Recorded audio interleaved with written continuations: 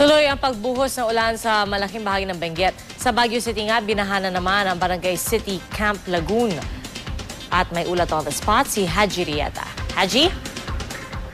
Yes, Pia, dahil nga sa patuloy na pagbuhos ng malakas na ulan ay muli na namang umapaw ang siltation dam sa Barangay City Camp Lagoon dito sa Baguio City. Kaya nabaha na naman ang maraming mga bahay. Dahil dito, hindi na pinauwi sa kanilang o hindi mo na pinauwi sa kanilang bahay ang hindi bababa sa 100 na pamilya na ngayon ay nananatili nga sa Emilio Aguinaldo Elementary School bilang kanilang evacuation center. Samantala nagbigay naman ng tulong at iba't ibang civic group kaya ng Lions Club at mga lokal na pamahalaan ng Baguio.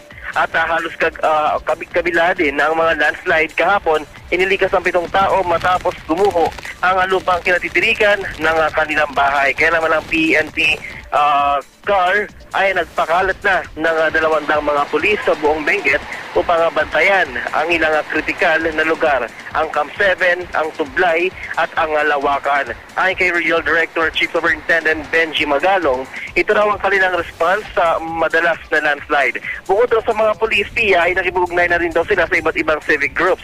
Sa ngayon, Pia, ay tuloy-tuloy nga itong buhos ng ulan, kaya naman sarado pa rin ang buong Cannon Road sa mga heavy vehicles dahil sa peligro nga ng landslide. Walang pasok sa preschool hanggang high school sa buong Benguet kasama ng Baguio City.